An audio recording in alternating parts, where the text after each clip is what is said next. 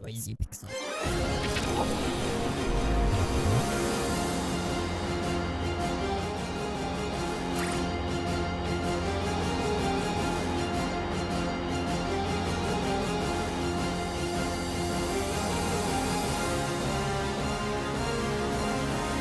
If you were to ask on the internet what the best game in the absurdly long-running Final Fantasy series was, Final Fantasy VII would come up immediately. Released initially for the PlayStation back in 1997, it was the definitive RPG for its time, and many people's first exposure in the West to the JRPG genre. So when a remake was announced back in 2015, people lost their minds. I was incredibly excited at the prospect. Cut to 5 years later after Square Enix's obligatory development hiccups, and the fully fledged remake is finally within our grasp. You know, I thought about leaving once, but in the end, I couldn't.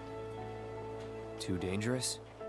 Too much. A whole world bursting with life. Final Fantasy VII stars Cloud Strife, a mercenary and former member of the government's elite military squad soldier. Armed with his trusty Buster Sword, he's been hired to help out Avalanche, an eco-terrorist group who want to overthrow the malicious government. Cloud might just be in it for the paycheck to start, but things begin to spiral out of control when he's caught up in the government's plans to eliminate Avalanche by any means necessary. For this remake, players will find a shift in genres from turn-based RPG to a more action RPG combat system. This happens to offer a perfect blend of turn-based RPG elements with real-time strategy mechanics. As you run around and hit foes with your basic attacks, the ever-present active time bar will fill. Once you've got yourself a full bar, you're able to consume it at any time to use an item, ability, or a spell. Additionally, you are also able to guard and dodge, but don't think those actions will be as powerful as they are in other Square Enix RPGs, like Kingdom Hearts or Final Fantasy XV. You'll need to supplement those abilities with materia and weapon abilities to make the best use out of them. It's an enjoyable system that creates a nice flow to the battles, along with offering more strategical and thoughtful elements found in other challenging turn-based games. Final Fantasy VII Remake presents a very interesting way of doling out upgrades to give the player more options to fit their playstyle. Weapons no longer simply get outclassed by the next new shiny sword,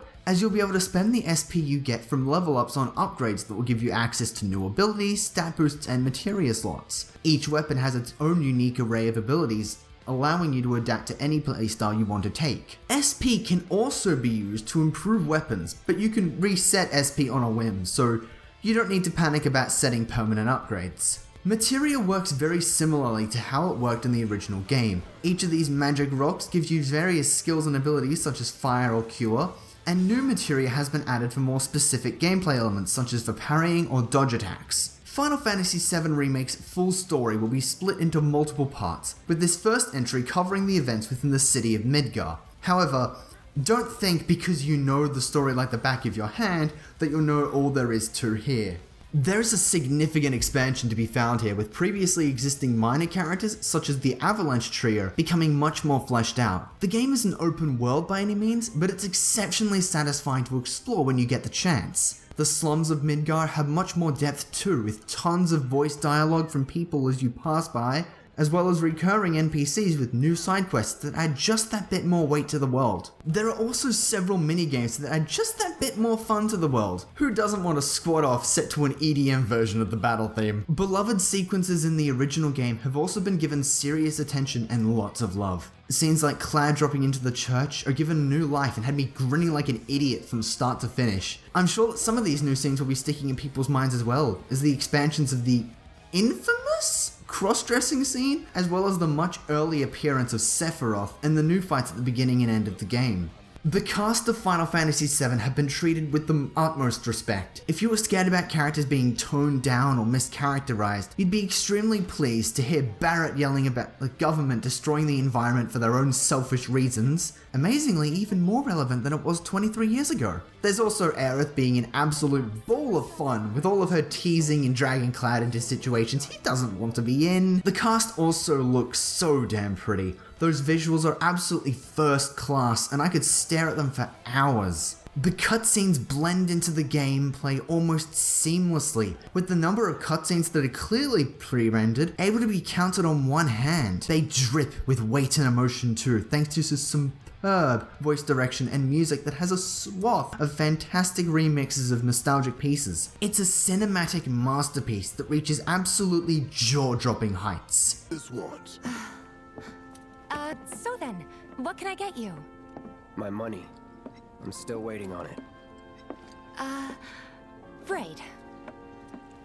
Final Fantasy VII Remake pulls no punches. The story feels complete as the entire tale builds up to a fantastical ending sequence that has me running out of compliments. This game is something of a marvel to experience, which has me eagerly awaiting the next installment. It's easy to see how much respect the developers have for this story and these characters during every minute of this adventure, which made it difficult to put down even for a minute. Hopefully we won't have to wait 5 years for the next entry, but if the following releases are anything like this, well, then it looks like we are in for many years to come of Final Fantasy VII Remake as best game of the year.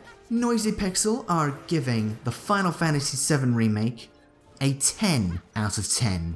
Thank you guys so much for watching. Noisy Pixel's a group dedicated to bringing you guys the best news, reviews, previews, and more. Please stick around and subscribe if you haven't already, and ring the little bell just to stay up to date on all of our future content. Man, Persona 5 Royal, Final Fantasy VII Remake, what's next? We've got the Xenoblade Remake coming out too. Sweet lord, this year is a really good year for JRPGs.